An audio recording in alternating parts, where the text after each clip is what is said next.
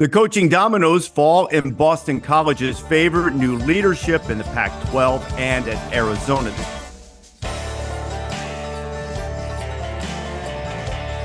This is the College Game Day Podcast for Tuesday, February 20th. Rece Davis and Pete Thamel here. And throughout this offseason of college football, we are spending some time when the opportunity presents itself to visit with various coaches, one of whom is quite familiar to college football fans and fans in the NFL, Bill O'Brien, who most recently offensive coordinator of the New England Patriots, but also offensive coordinator at Alabama for about a minute and a half. I think the offensive coordinator at Ohio State, more successful than people realize as a head coach, particularly at the Houston Texans. I think won 4 division championships twice, lost in the playoffs to the eventual Super Bowl champions. So now he is back in a very familiar area, Pete, as the head coach at Boston College. And you got a chance. You got a chance to go over and speak with him earlier today. And I guess I'll confess, because we try to be transparent on the podcast.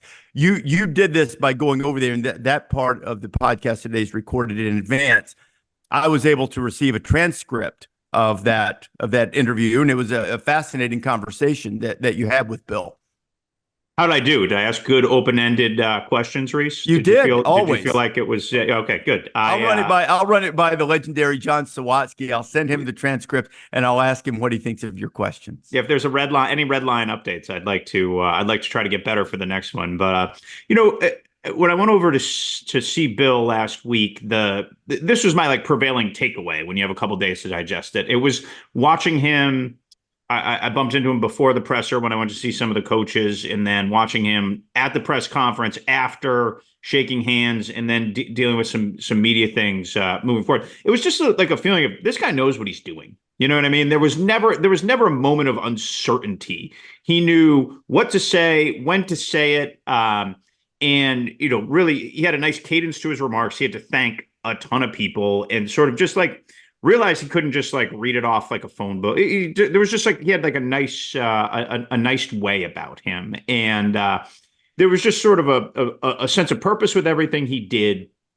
He didn't need somebody pointing him around what to do. He just went and did it. And it was that guy's been a head coach for, nine seasons. It just, he is not going to encounter anything at Boston College that he hasn't seen as a head coach. And it was just it was yep, they hired a pro. They hired a guy who knows what he's doing. And I think that, the other thing that stood out was from an inside football, which I think a lot of our listeners are curious about, was they're really going to support him there. I mean, they went and got Florida's strength coach, Craig Fitzgerald, who's one of Bill's best friends, and he's been with him for a while. And again, strength coach hires could certainly, have some eyes roll and some people fast forward on the podcast. But I really think they are going to let Bill O'Brien build the staff the way he wants, and they are going to support him.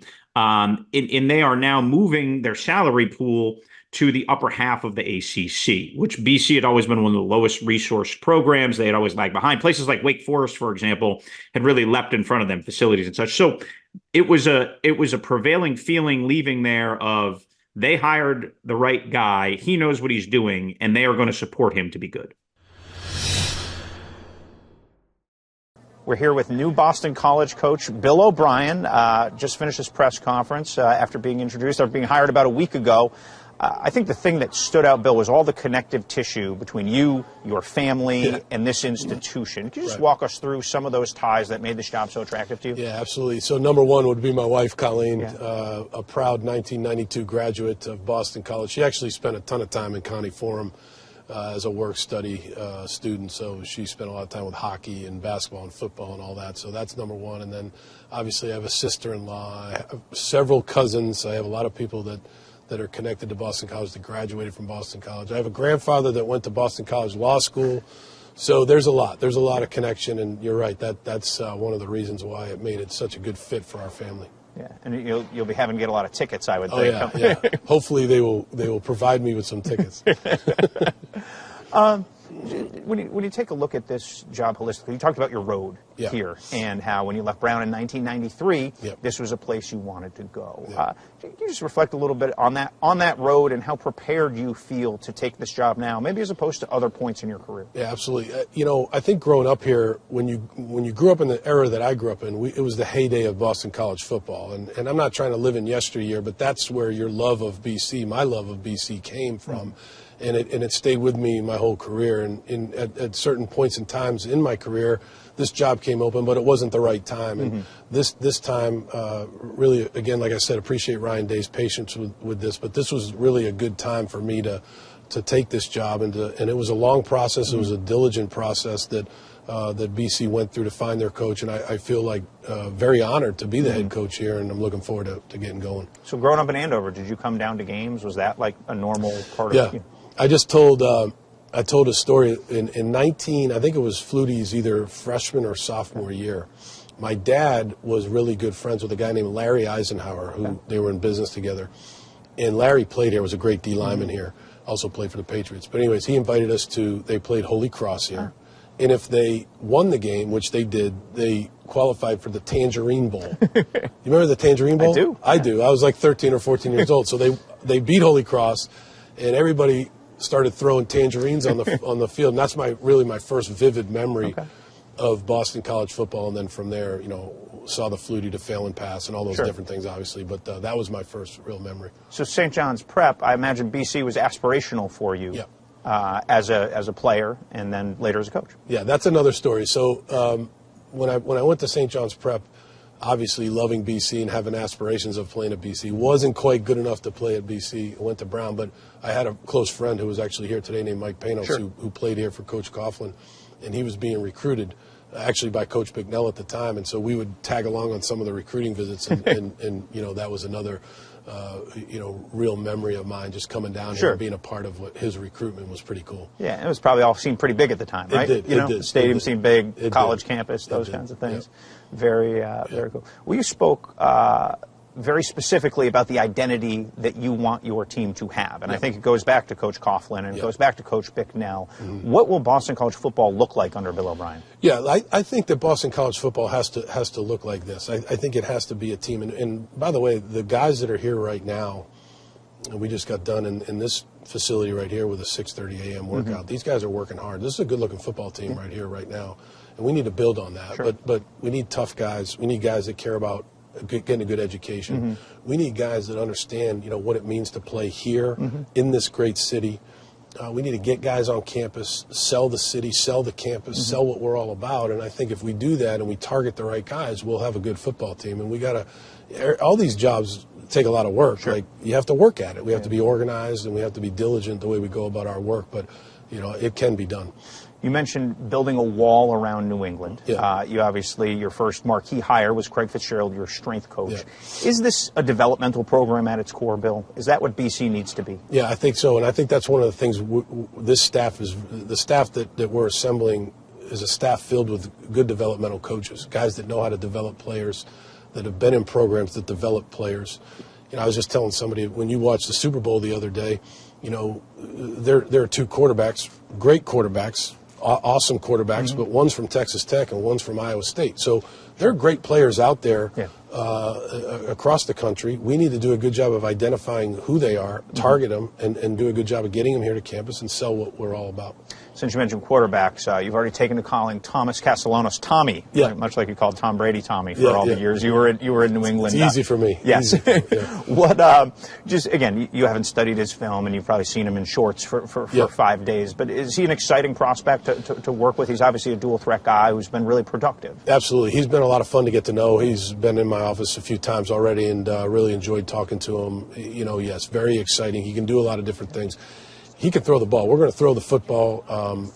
Obviously, his legs and what he can do in the running game is very, very good. But I think he's a passer. I've watched him out here a few times here and throw the football. And he's very competitive. He wants to win. He's got really good leadership qualities, and I'm really looking forward to working with him. Yeah, so behind me are all BC's first-round picks. A large proportion of them are offensive linemen. This was O-line you for a stretch. I'm sure when you were in the NFL, you coached. I saw Dan Cope in there today and developed a lot of BC O-linemen. How important is that to the identity of this team and the current team you inherited? Can you speak a little bit to what you've seen out of the O-line talents? Yeah, no doubt. I think really this place will always be about the line of scrimmage on both sides of the ball, but specifically to the offensive line, you see all these great names back here behind you, and this is a place that can be and has been offensive line you. Yeah. And so I think that we have to do a good job of recruiting to that.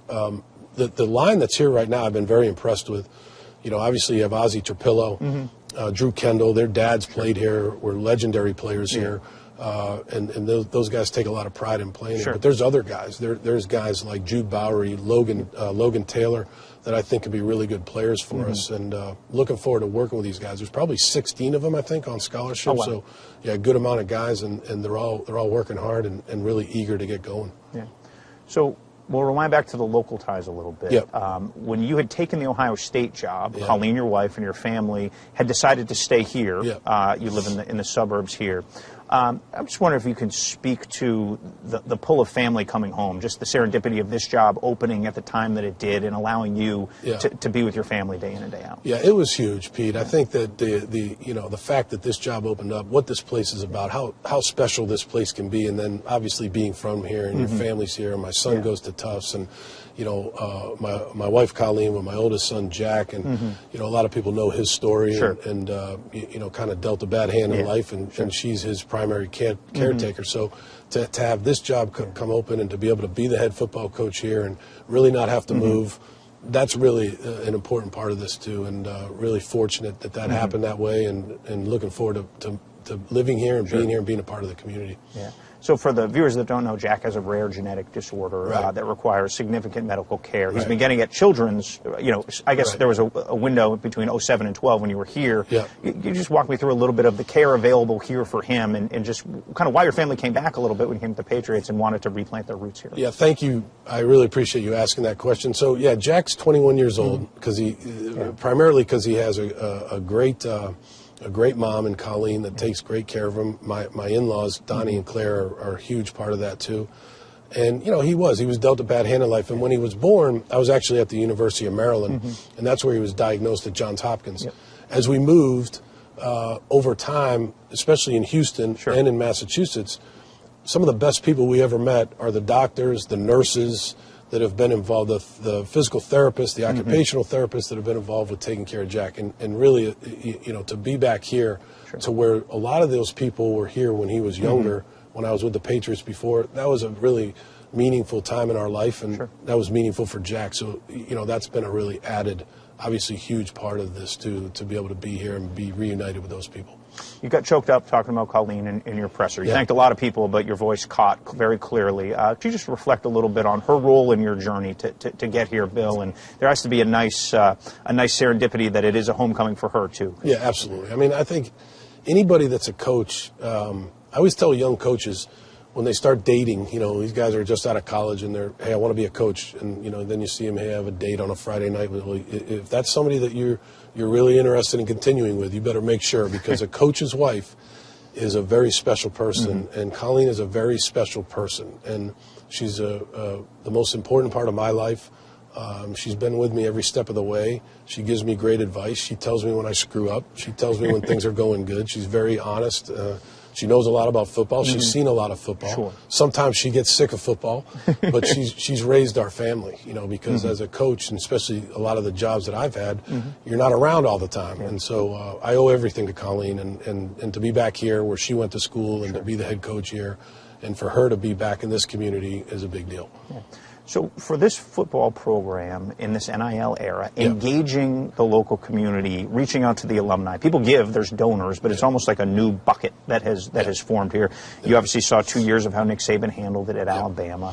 How do you feel like the community can rally through some of your connections, your family connections, just living here, the Patriots connections, to help energize BC to really maximize the NIL space? Yeah, it's huge. We have to be a part of the NIL landscape. Are we going to be the biggest part of it? No, that's not what we are. But I do think we have a ton of successful people that care about this football program, that either played here or maybe they didn't play here, but they went to school here, and they care about seeing a winning football program. And we have to do a good job of structuring it the right way. We're in the process of, doing that right now.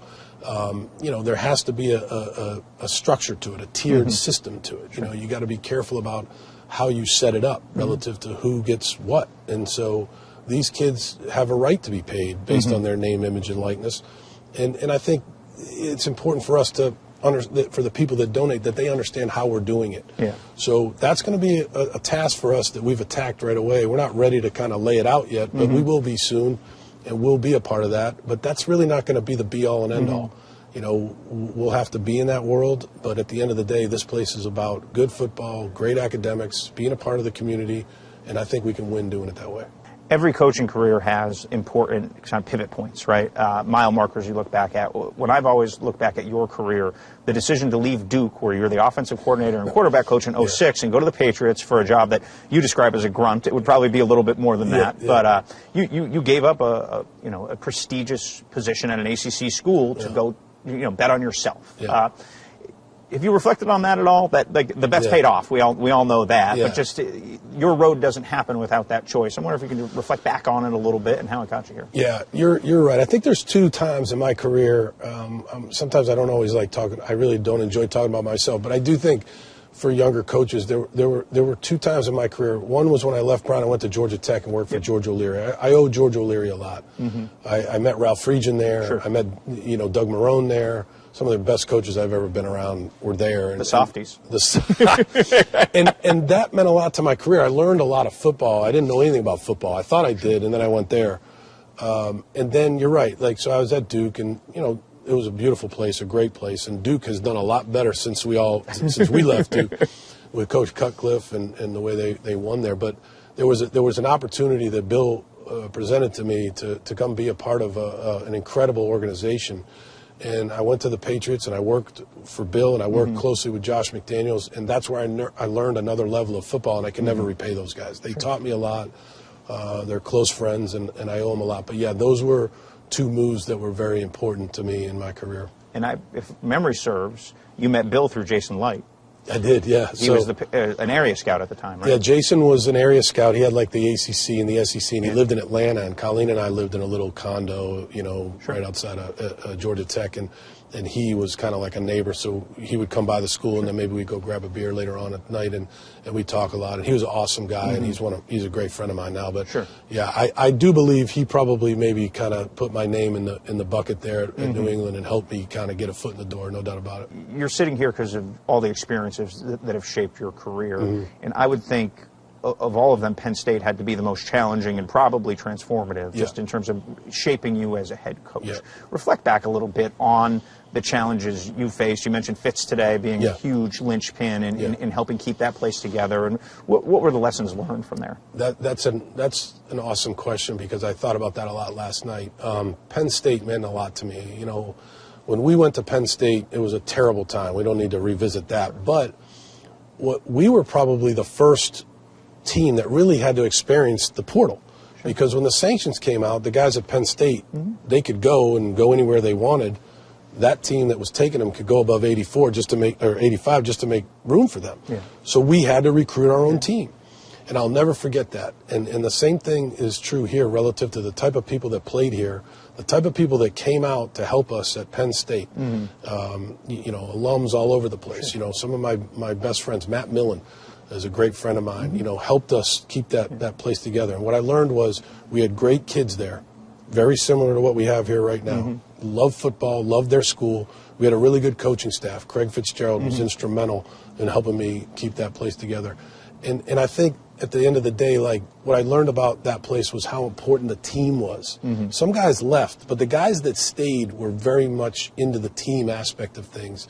They were good kids. They loved to practice, and they were proud to play for their institution. And that's the same thing relative to what we have here at Boston College. If memory serves, didn't some rival programs send their whole staffs to campus? I remember. I've been doing this. I'll tell you. So I remember when the sanctions came out. Fitz had a lifting group. We used to lift in two groups, and when we walked out, or the kids walked out of the first AM lifting group, there was Illinois. There was Illinois. 9 Illinois coaches in the parking lot. Waiting to recruit our kids. Nothing against Beckman, right? not Brett Bielema, not that Illinois, Beckman, but back then. So and there were other schools, and then there were the guys that did it right. The Nick Sabans, the Kirk Ferentzes, who called you and said, "Hey, we might take a look at this guy." those are the best coaches, right? They did it the right way, and but it was an interesting time. I have a very specific memory of Lane Kiffin at Pac-12 Media Day. He was at USC at the time. He did his whole media day speech saying, all we need is a tailback. Yeah. All we need is a tailback. Silas and he was Red. trying to get Silas Red. Yeah, and I love Silas Red, and we've since spoken, Silas and I. But that was a very, very interesting time where like guys like me and Fitz learned a lot about. It's not exactly the same, but kind of what this era is about right now. Sure. Well, I think engaging and energizing the community and the base are transferable things. No doubt. Obviously, from there, you go to the Houston Texans and have a run, I believe, 4 playoff appearances in 6 seasons, 2 playoff wins. You eventually get some personnel, which is now a transferable skill the way college football works. So walk me through your Texans tenure and how you evolved as a coach. Yeah, no, Bob McNair hired me in 2014, and I'll always be grateful for that. I mean, we had some really good teams there. We had some great players, J.J. Watt, Jadeveon Clowney, DeAndre Hopkins, Deshaun Watson. I mean, we had some great teams there. We didn't really get to where we wanted to get to because of a series of events that happened. I ended up having the general manager title. Looking back on that, that's really not who I am. I'm a coach, and that's what I do well is I coach. And so probably took a little bit too much on my plate, and it didn't end very well. But we had a good run there. D'Amico's doing an unbelievable job there. He's done a great job there, and they got C.J. Stroud there, and he's doing a great job, and Nick Caserio running the organization. But I'm always very grateful for my time in Houston. People don't always agree with how that tenure went for me, but I think we were very successful there. It just didn't end well. We made some mistakes that didn't end us very well. Sure. I've talked to a lot of fired college coaches who fired NFL coaches who returned to college. You saw it with Pete Carroll early in my career. We had Matt Rule on our podcast this week. He talked about the lessons learned. And what I've learned from those guys is that you're doing football, 18 hours a day. Yeah. There's no recruiting, there's no alum, there's no anything else. And they really come back much more ready to run an organization. I'm curious how much more prepared you feel today than maybe you did in 2012 when you walked into State College. Way more prepared. I don't think there's any substitute for experience. When you experience all the different things that I've experienced, you learn how to, listen better. You learn how to not be in such a rush that, you don't have to get something done within 5, take your time to think about things. I think I've learned a lot about that. I've learned about not rushing to put together a staff, put together the staff that's the right staff for Boston College. I've learned how to do an I remember the Penn State opening press conference. I thought I was going to pass out. I was so nervous. I was certainly nervous today, but not quite as nervous as I was in 2012. So, you learn from experience and from doing things, and you learn a lot from your mistakes. And I think I can bring that wisdom to BC and help BC be better. Yeah, there was a lot of Patriots verbiage used today in your press conference. Situational football, toughness, a lot of things. Living in Boston, we've heard Bill Belichick say for 20 plus years. Reflect on your time there. You had some very poignant comments about Bill in your press conference. How grateful you are to him. Just like how will the Patriot way impact the BC way? Yeah, I think there's some things that I learned in New England from Bill and the guys that I was around. I mean, Pete, I've been really fortunate. I've coached some of the best players to ever play the game. I coached Tom Brady. I'm so grateful for that. He's such an awesome guy and an awesome player. And, I coached Rob Gronkowski. I coached Randy Moss, Wes Welker, Dan Copen, Matt Light, all these guys that helped Deion Branch. I mean, I can list them all. And so, I learned a lot from great players, and I learned a lot about what a standard was, and I think the standard in New England at that time was, we're going to be smart. We're going to line up correctly. We're not going to jump off sides. We're going to communicate in a clear, concise manner. We're going to be knowledgeable of situations. We're going to practice those situations, and we're going to complement each other on the field. And I think that's something that was a really true winning model for us that we all learned from Bill, and then the players carried it out on the field. And so I have a strong belief in that. I have a strong belief in that's how you win football games. Well, Matt Ryan is over your shoulder here. Good quarterback play wins football games. Yes. It's not a secret. And despite this being a billion-dollar industry, quarterback development and projection remains one of the most vexing things to all these billionaire owners and all these people running college football programs.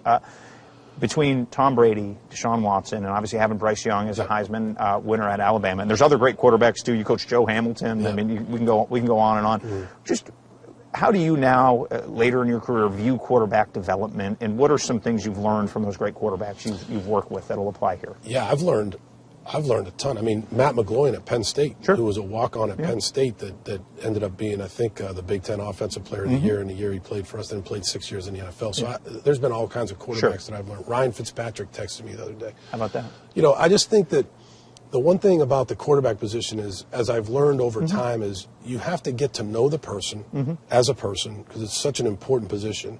Who is the person? What is their skill set? What do they like to do? What are they good at doing? What are maybe they're not so good at? Can you improve that? But you can't just try to, you know, hey, this is the way to do it. You have to observe them. Sure. Hey, this is something that these guys are really good at. These are some things they're not so good at. Let's try to improve those things and see what we can do to form our offense around that guy. That's what we're going to do with Tommy, you know, and the other quarterbacks here. We're going to make sure we do what's right by them and their skill set. It'll be a quarterback-centered offense, but that's what I learned. You know, there's so many different characteristics that make up a great quarterback, and I've been so fortunate. You know, Bryce Young, you know, the most recent great guy that I coached in college was Bryce Young. Sure. And, you know, he won the Heisman Trophy. He was a brilliant guy and really could see things, and he was like a point guard out there. And I learned a lot from him. So, you know, but he wasn't 6'5". Sure. So we learned how to, you know, do some things that took advantage of his skill set, and that's what we'll try to do here. You were very careful to not overset expectations in your press conference. Certainly, no one sees annual CFP dominance coming here, but there is an expectation and a standard that you're clearly going to set. Walk me through maybe what success could look like here in upcoming seasons, Bill. Yeah, look, I think we have to go out there and do our very best to win every single game. We will, losing will never be accepted here. Sure. But you know, to think that we're going to go out there and be in the Final Four every year, like, you know, that's probably not realistic. But, you know, look, you do a great job recruiting. You get the right guys. You get a great quarterback, and you catch lightning in a bottle. Anything can happen. Sure. But in the meantime, we have to do a good job of embracing who we are. Yeah. We're a team that's going to be tough. We're a team that's going to go to class, and we're a team that's going to be involved in the community. And I think if we do that and we keep recruiting to that type of standard, I think we'll win a lot of football games. We're going to have a little fun here wrapping up. What's your favorite Tom Brady story? Like, what's the one you go to at a dinner party or something? That I have a ton of Tom Brady stories, but I just told this one to the quarterbacks here. Tom Brady, as everyone knows, is a great player and a great person and all that. He's got an incredible memory. So one day we were sitting there, I forget what year it was kind of early in my time coaching him, and we were playing the Buffalo Bills.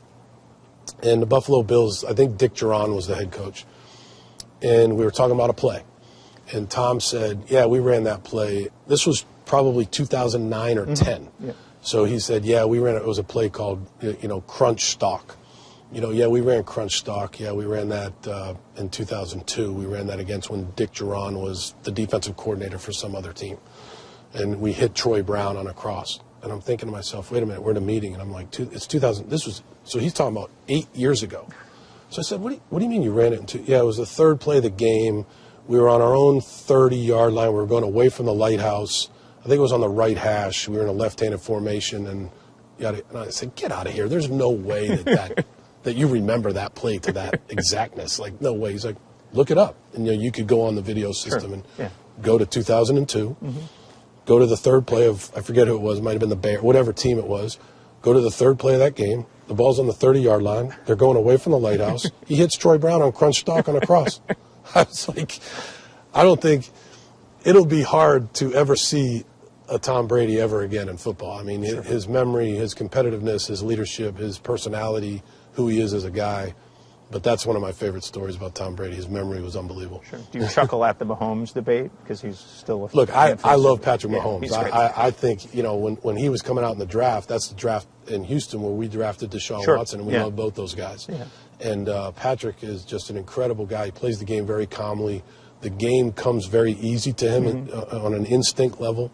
Obviously, he's joined up with one of the greatest coaches of all time, and Andy Reid, who's a personal friend of mine. And you know, Andy does a great job with him and lets him be who he was. I saw an interview with Patrick the other day, like that was pretty cool, on the Pat McAfee show, where he said, you know, Andy lets me be who I am. You know, he lets me play the game the way I like to play the game. And I think that's kind of what I was saying before. Like, Andy's done a good job of letting him be who he is, and he's a phenomenal player. Your last stop in college was at Alabama. Mm-hmm. You saw the machine from inside for 2 years. Yep. What Nick Saban has built there. It's a relentless, efficient machine.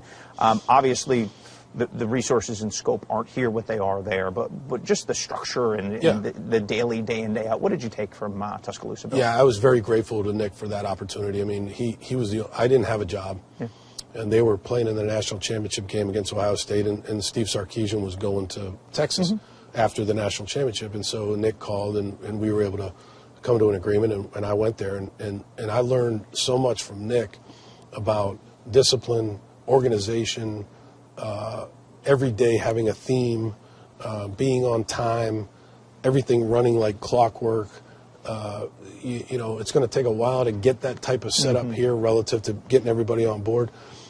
Practice schedules, recruiting schedules, how he divided up his day. I just learned a lot from just observing him. And obviously, he's the greatest college coach of all time, and I was grateful for that opportunity. And there's some things you can do here relative to what he did there. You can't do everything, but there are some things that I'll take from my time there, and I'm very grateful to him for giving me that opportunity. Could you understand after 2 years there why he and Bill are so close? Oh, yeah. No, you can see it. They're very different. They're very different, but they have some strong beliefs and foundational things that are important to winning football games. As you build a structure here, sitting here on day 5, right? There's still a lot to go. Just how do you see the program being built? What do you see some of the foundational structural building blocks? Yeah, we've already met. It's a really good, there's some things already in place here.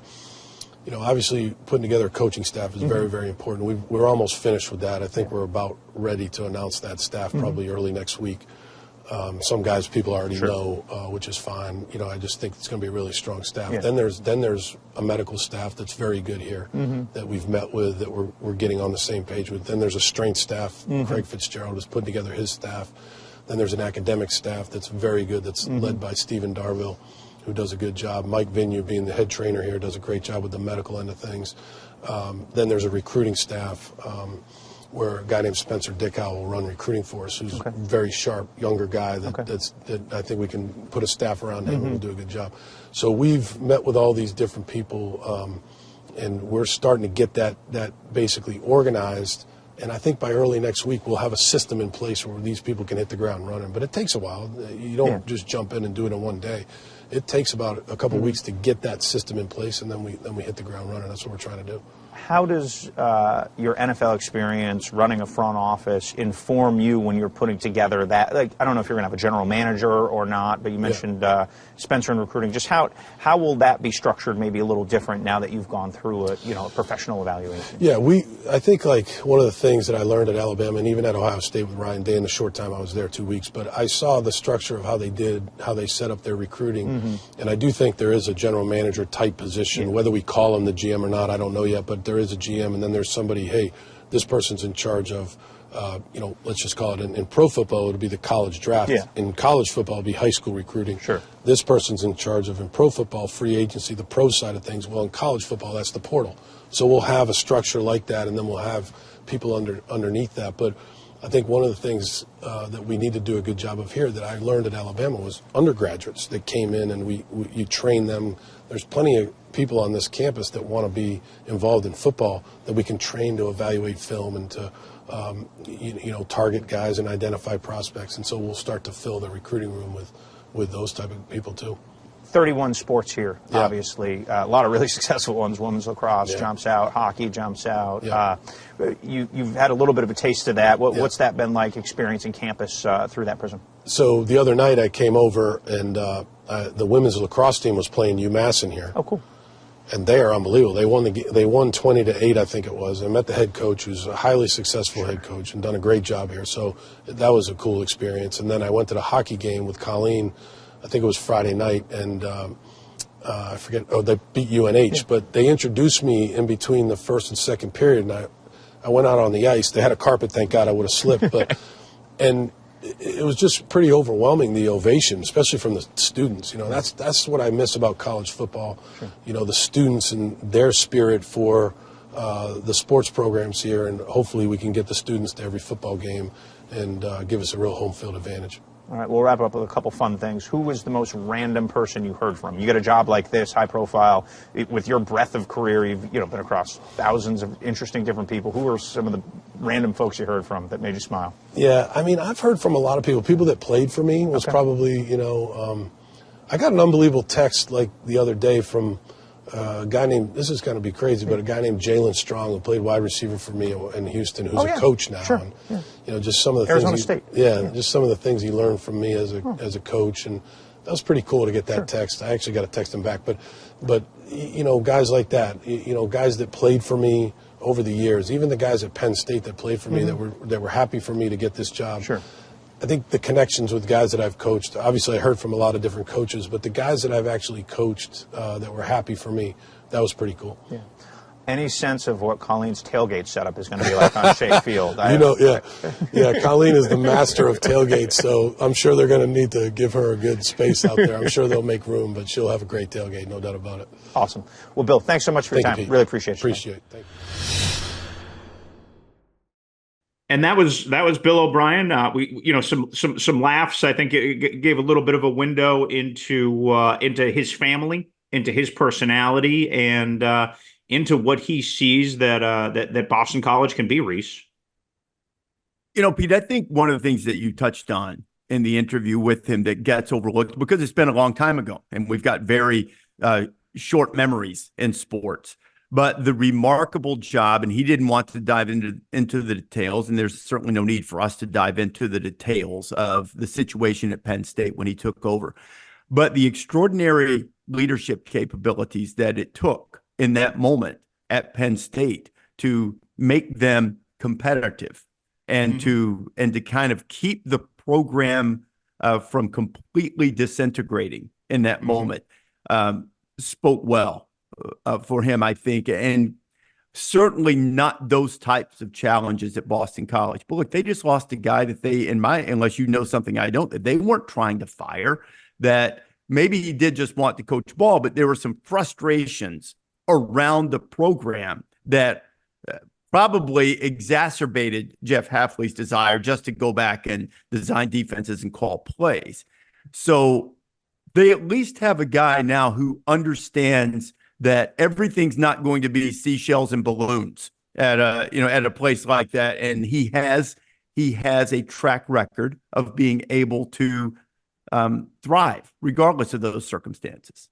Yes, none of the adversity he's going to face at Boston College from a programmatic standpoint is going to match what he faced in those 2 seasons at Penn State. That was completely unprecedented and just terrific what he walked into there. So I think just from a pure perspective standpoint and a pure leadership standpoint, there are challenges at Boston College. We're not naive. If we were going to sit down on some May podcast and rank the ACC jobs 1 to 17, the BC jobs a lot closer to 17 than it is to 1, right? There's a teen in there. It's just a matter of what teen. So I really feel like those challenges are modest compared to what he's seen and done. And the NFL, I feel like I've covered a lot of coaches who've gone to the NFL, gotten fired, and come back. And we talked a little bit about this with Matt Rule last week, Rece, but you just come back so much more prepared on how to get your team ready week to week for the matchup. And Bill O'Brien has done that more than 100 times as a head coach in the National Football League, another 100 as an assistant coach and a coordinator. And I just feel like there's going to be a level of preparation and detail. And I think the thing that can't be overstated is going forward, quarterbacks are going to want to come to Boston College to play for Bill O'Brien. They have a very good one in Thomas Castellanos. He was very productive. There's a lot of talent there. There's a rare wiggle. He's a really intriguing dual threat guy who, because he transferred, is in position to sort of lock in and be the quarterback there for a while. But I do think that you are going to, and Jeff Hafley quietly did a very nice job in the portal before he left. He got him Trayshawn Ward, remember, from Florida State and Kansas State. They upgraded significantly at tight end, at receiver. And he went out and did a really nice job there. And we'll see. It'll be very interesting. The schedule is not favorable there. I want to say they go to Florida State to open Labor Day night, maybe. and they also have I think Michigan State at home. They went from one of the easiest non-conference schedules, Rece, to a pretty challenging one going forward. It's Michigan State at home, I want to say, and then they're at Missouri. So those are three of your first four games are in Tallahassee, in Columbia, home against Michigan State, and then non-conference, they have Duquesne, which is their FCS game, and then they have Western Kentucky, who, by the way, you should never schedule Western Kentucky. Never. And that's Never. a compliment to Western Kentucky. Yeah. That's just like, and they lost to Northern Illinois at home to open last season. Another team you should probably never schedule. So then, things, I think from there, things are a little more modest in terms of the in terms of the schedule. But it is going to be a challenge. They're going to have to be ready to go, because that is as rugged a September as you can have if you're an ACC program. I'm going to request that Adrian not edit that last little piece out of the podcast, because I want to see how much your phone blows up from Group of Five athletic directors saying, "Pete, don't you realize how hard it is for us to get these teams to pay us and play us? And now you're saying never schedule us." Yeah. But you make a fair point. Don't win so much, right. That's the ultimate compliment if nobody wants to schedule you, right? Like we've talked about in basketball for years, right, Rece? The teams that can't schedule anyone. Well, it's there's a reason for that, and that reflects positive on your program. One final thing about Bill O'Brien before we move along. What would you say? Everybody is a conglomeration of the various influences that they've had in their lives. And if you look back at the people who Bill has worked for, George O'Leary worked with Ralph Friedgen, certainly Bill Belichick, Nick Saban. Who just would you a bunch say of softies. Exactly. Light. And it sort of fits in his temperament too, in some ways. Who would you say has had the greatest influence, or who is he most like in your judgment? That's interesting. From chatting with him in the last week and being around him, he goes back to George O'Leary a lot. And Ralph Friedgen, probably. Again, I don't want to say those are the biggest influences, because obviously Bill Belichick, has been a huge influence on him. But I think in his formative years, when he was growing as a coach, the toughness of George O'Leary and the toughness of Ralph Friedgen, went a long way into developing Bill O'Brien into the coach he is. And I think, we talked about in the interview, in 2007, when he decides to leave Duke as the OC to go be a low-level grunt for the Patriots, I really feel like that was almost him signing up for graduate school, saying, okay, I've learned a bunch. Now I'm going to go bet on myself and learn more. And it's one of the great bets in football history on a coach could do on himself. I remember when he was at Penn State, he came to Bristol. I was hosting SportsCenter one morning, brought his wife and son with him, which you touched on in the interview. And when you see Bill O'Brien, the family man, as opposed to just Bill O'Brien, who has this extensive resume, both as a head coach and others, it casts him in a different light. I think BC's in tremendous hands. I got a quick George O'Leary story for you. Oh, please. If you like, back in the day when David Pollack, Jesse Palmer, and I were doing Thursday night games, UCF was a staple, and we're in Orlando to do a UCF game, and Pollack comes in and he sits. We sit down for the meeting with George, and at one point George tells him, "If you had signed with me at Georgia Tech instead of going to Georgia, you'd still be playing. You would have been, you've been an All-American, H-back, tight end, or whatever. You would have been a superstar." And Pollack came out steaming. I mean, steaming.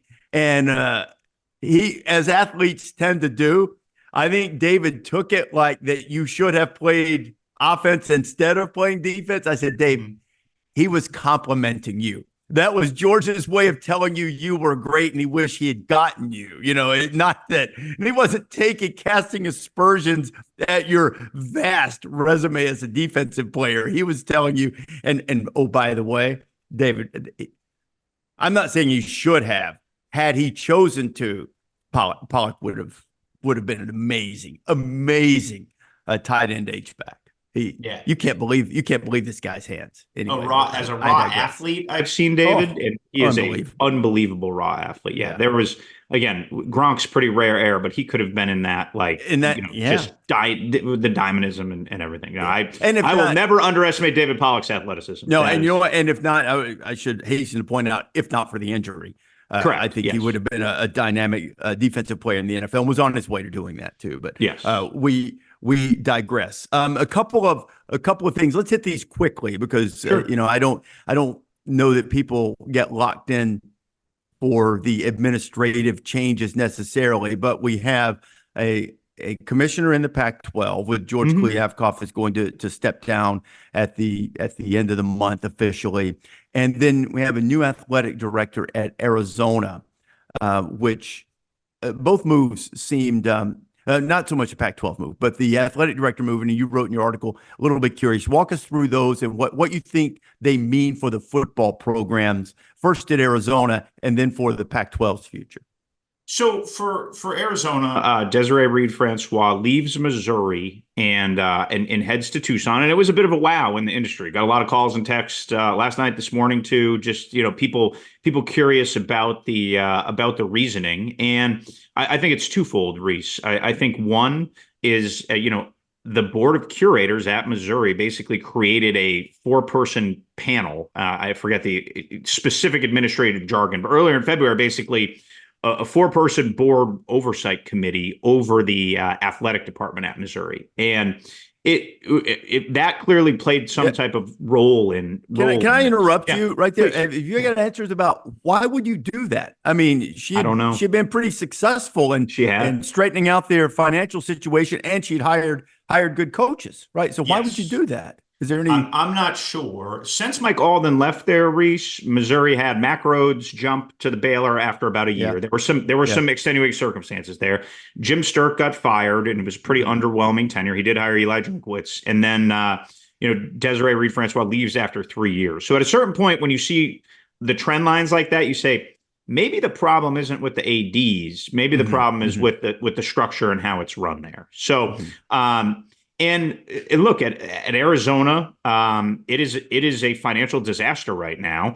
But if you want to come in for a fresh start and build, it's a great opportunity, right? It's at rock bottom, and so I really feel like if you don't feel welcome where you are, you go to somewhere where they're going to welcome you with open arms and let you build it back. And Bobby Robbins, the president of Arizona, is a very involved guy. He ran the search himself, which is very rare for a college president.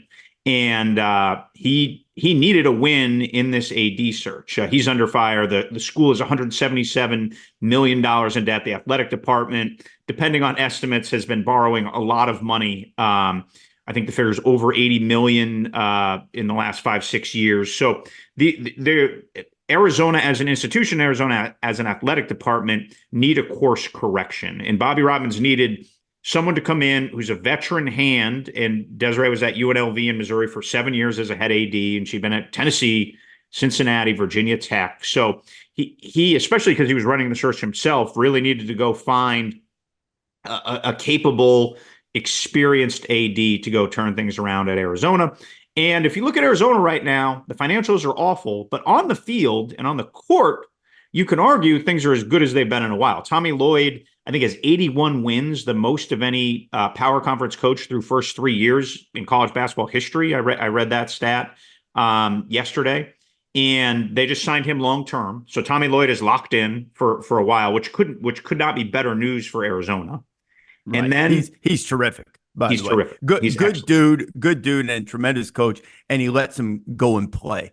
I mean, they go, which more coaches are doing in college basketball, and it's improved the product. I'm sorry. He wins games and you want to watch them win games. Correct. They're fun to watch. Yeah, they won and they're fun to watch while they're winning. Yes. Yes. And Arizona football, now they have had personnel losses, and there's obviously coaching change to Brent Brennan. But with Fafita and McMillan, there's at least like a hope for Big 12 contention as they enter that league. Now, I certainly can't tell you they're too deep on their lines and everything right now, sitting here in mid-February, but we'll get there. Those are two bedrocks, Rece, that you want your football program to have. You're going to have one of the best quarterbacks in the league and definitively the best receiver in the league. I love that guy. I love. Is he your 2024 crush? Could be. He's certainly in the running. One of the How do you say his first name, Rece? Give us the Tataroa. Tataroa. Okay. Yeah. The one thing I got a text the other day from our College Game Day football producer, Jim Guerrero, who, I guess emerged from his long off-season slumber and decided to somehow caveman beard going. Yeah, somehow stumbled into the college basketball show. And he texted me, he said, could we do Dudes of the Day, which is a vehicle that we use on Game Day basketball. Sure. At first, it was a competition. And then upon reflection, we thought, you know what, nobody really cares about the competition among us. So let's just, do it. But let's use it as a spotlight, for players you ought to watch today and why, instead of, because it was fun for us. I don't know if it was fun for viewers to sit there, like when I took Zach Edey last year and he put up, a total of 56 in all stat categories. And he did the same thing for Seth this year. That was fun for us. I don't think the people at home cared. But Jimmy said, could we do that in football? And I said, maybe let's talk about it. It's a good idea. Yeah, maybe, do it in a different part of the show, away from Super Dogs, a way to spotlight some other games. I can tell you that Tataroa McMillan will be a dude of the day very early if we choose to go down that path. He's certainly that.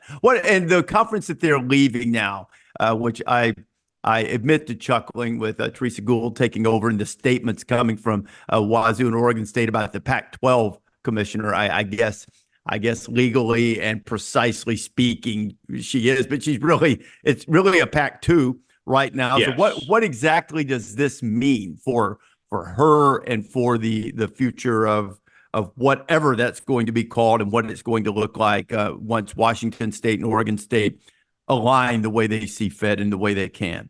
Well, to me, naming a commissioner, giving her a multi-year contract and sort of casting things forward hints that the Pac-12 does not want to go away, Rece, right? There's obviously been rumblings of how and maybe when buyouts allow it, they could take the best of the Mountain West, poach a few other schools, and try to compete with the AAC for that fifth league. Now, this is all speculative right now. This hasn't gone down the road of it, but if you notice that the basketball in those two leagues is in those two schools, is in the WCC. It is not in the Mountain West. So to me, that's always hinted at a little bit of a divide going forward.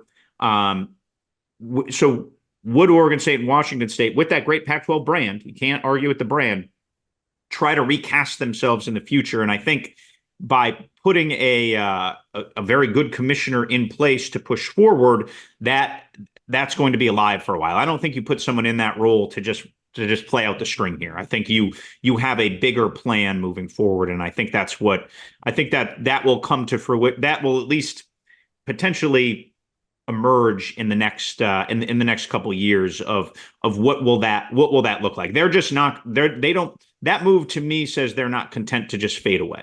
Mm-hmm.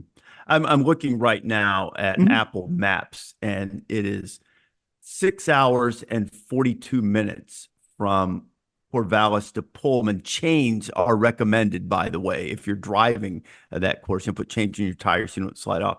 I'm looking for a place for the conference office. It's a midway point between, so maybe our listeners could there's probably like a nice lake resort somewhere. Well, that's what I was looking at. It's right along the it's in the Columbia Basin and right along the water there. Hood River seems a little bit too close to Corvallis, but maybe we can find a place. Be nice. Open to recommendations. Yes. Remember Joe Harris, who played a Virginian in the NBA for a long time? Sure. He's from I think Chelan. Does that ring a bell? In Washington, his dad was a high school coach there, and my eyes were open to what a wonderful tourist destination that is in the summer. So it's that's the best I can do in like central Washington for you. Hey, let me tell you this, in the final year of Pac-12 basketball too, not to go too far down that rabbit hole, but Wazoo's balling. They're good. They're playing really, really good basketball right now. So maybe a chance to get in the tournament, or not a chance, they should get. They haven't been in the tournament since what, 08? Yeah, it's been a long time. Yeah. It's been a while. I think they won 10 of 11, I think Tony Bennett was the last coach he was. to get him to get him to the tournament. So last guy to get there, and I believe they have Arizona this week. Yeah, they do. Oh. They've got the Desert Road Swing with Arizona, and then Arizona State. Where's game day this week, Rece? For hoops? Game day, Pete, is going off the grid because it's we don't have the rights to Big East games, as you know. We're going to UConn. Dominant program in the sport. Oh, yeah. They are a unanimous number one, which rarely happens these days, but most deserving. They're blasting everybody. I mean, Marquette was in the top 4 in the country. And look, Marquette ran into a buzzsaw. That happens in basketball. There are a lot of games. I'm not saying that you should sell all of your Marquette stock now, but I mean, they eviscerated them.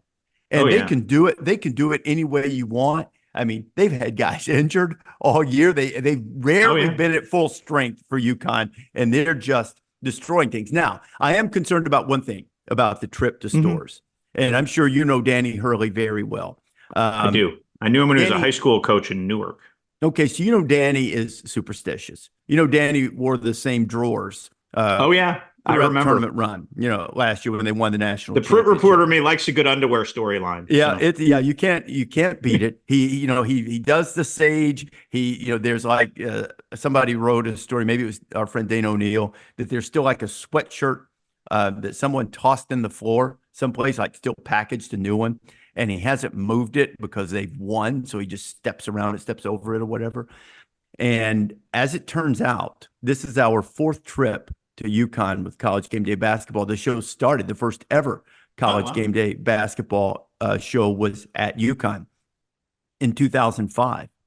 And UConn, as the host of College Game Day, Bagel, 0 for 3. Well, this year in college basketball, the home teams don't lose. That's true. Other than Auburn this weekend. They also a Villanova team that's not what it's been at times. So it's an interesting pivot point for Villanova. We'll get into hoops more later, but I do think there are a lot of eyes in the industry on what happens next at Villanova. I'm not saying anything's going to happen, but certainly to be built to where they're built and to struggle like they have there are a lot of eyes in Philadelphia right now. Well, I think Kyle Neptune, I think will be fine if they'll be patient, let him, let it go. That's quite an act to follow, and with the way things have changed in the sport, just over the last couple of years, you can turn it quickly. So hopefully they'll give him time. Well, he's had some time, but hopefully he'll have some time to do it. Let's finish up with a little more football here. What has struck you from the last few days? What should we be talking about in college football before we start focusing in on the draft as it gets closer and closer? Well, we're getting, in the middle of sort of the dribs of coaching turnover, right? Like Nate Scheelhaus, the really promising young assistant coach from Iowa State, who's the offensive coordinator, just left for the Rams. Alabama's had trouble keeping staff, which is kind of a very un-Alabama thing. They just filled up. They had Brian Ellis as tight ends coach, and they went and took Chris Kapilovic from Baylor, and they took Christian Robinson from Baylor. So we're sort of in that weird. The NFL cycle and the college cycle have never been more separate on the calendar, and when they collide, it just creates sort of a bit of awkwardness. Georgia State obviously has an opening right now, Rece. For their head coach, Sean Elliott became the 5th sitting head coach to leave for an assistant job. And that doesn't count Matt Entz, who's the head coach at the best FCS program, traditionally, who went to USC. So, yeah, we're at an interesting place in college football. I don't think that the Power 4 or 5, however you want to say it, in the G5 4 is. I don't think they've ever been further apart right now, and that gap is not going to close. And this is just sort of where the financials have dictated and what we signed up for. Did you see the trailer for the release of the EA Sports game in college football 25? Did you see that trailer? So I have seen a lot of buzz about it. This may surprise you because I'm so loose, but I don't play a lot of video games. Now I respect that video game's place in pop culture immensely. I want to be very clear about that. And maybe we can get Teddy Thamel going under, listening to your dulcet tones, calling. Don't release that. Yeah, I cannot confirm or deny that what you said is accurate. Okay. All right. I've hinted enough at it, Pete. You're an intrepid reporter. Yes. You've read between the lines. We'll get Teddy moving on the video games. It's tough right now with Miss Rachel, Mickey Mouse, and Baby Shark to work into his rotation. He just turned 2 this weekend. So, but we got him actually playing a little bit of soccer, Rece. So, okay, when you sing the Baby Shark song to him, now I know that you're very busy. You stay on the phone constantly. You're not the biggest pop culture guy in the world, but you watched some Ted Lasso, didn't you? Oh yeah, no, I watched all Ted Lasso. Okay, you watched Ted Lasso. So when you sing Baby Shark, even if you say Baby Shark to Teddy, in your head, are you singing Jamie Tart? I've never thought about that, but I will tell you, Tart. I sing Baby Shark a lot, Rece. Like a lot. Yes. Now you're done for. Now you're just going to think about Jamie Tart and that remarkable accent and dialect that he affected, sort of just made it up from what I read himself. So that will be in your head from this point forward. So. No, it will. Teddy has a lot of books, and he has just this one dog-eared Baby Shark book. And if we hide it, he runs around the house and says, Baby Shark, and we have to read it to him. And it is just Baby Shark, do, etc. Just watch out for the whole Peppa Pig thing. Oh, we've got a little Peppa in our life. We've got a little Be Peppa. careful, though, because did you hear about this? Like not that you and Kate are well-intentioned and intentional parents and excellent parents, so you would never do this. But there are parents who, I'm told, just put their kids like in front of television set, and Peppa Pig was very popular. So you had these kids from West Virginia who were speaking with a British accent because of Peppa Pig. So, I mean, unless I don't know, that would be, I tell you what, Teddy could become quite the linguist from what's going to be hitting his ear in Boston. Yes. Then he gets a little Peppa Pig, and then maybe you could take him on a few road trips to the SEC, and he could just have the best of every world. Yeah, maybe take him to Ireland, maybe for. There you go. There's another one. For the opener coming up. Not that distant future, right? We're less than 200 days. And not too far at all. Not too far at all. Looking forward to getting it started, my friend. Great job with Bill O'Brien. We're going to continue doing these interviews throughout the offseason as we can get coaches to join us. They've gotten great response on that so far. Continue to do that leading up to the Florida State, Georgia Tech clash in Dublin, where College Game Day will be, and it will be here before you know it. We're also going to start focusing in on the draft even more. By the way, Saban's already knee deep in tape. Oh yeah, I can only maybe waist deep by now. But, he's going to have all the guard takes.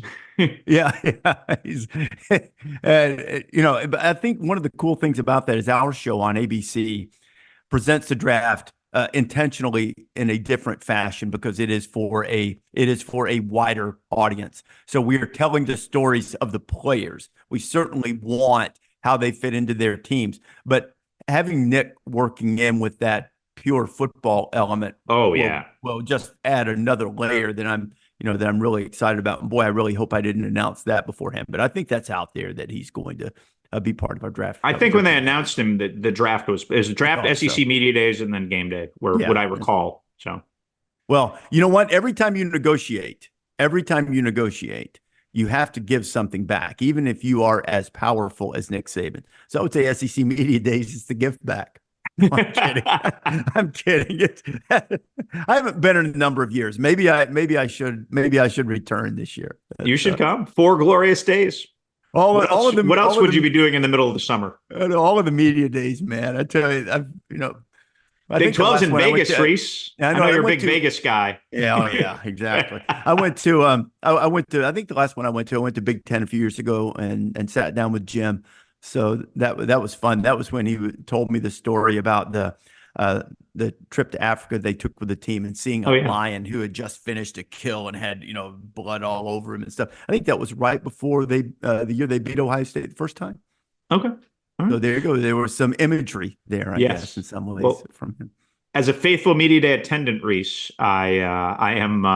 We will look forward to you joining us anywhere on the trail. I may do that at some point. We'll see what Lee Davis has to say about that plan. If we do that, that might be that might come into play. But she's 1,000% supportive. She'll understand. But you gotta this, Pete. You've got to find that right balance, work-life balance. You got to find that balance there, and what's most important at the moment. Anyway, we have run off the rails into an odd direction here, so there we go. Adrian's probably saying, "Yeah, I'm getting rid of all of that stuff at the end." But at any rate, great job with Bill O'Brien. Look forward to continuing our conversations, getting closer to the draft. We'll talk some college basketball as the tournament draws closer, inside a month now away from Selection Sunday. Thanks for joining us on the College Game Day Podcast. We encourage you to download this podcast wherever you prefer to get them, or preferably just subscribe and it'll wind up right there on your device. Talk to you next time.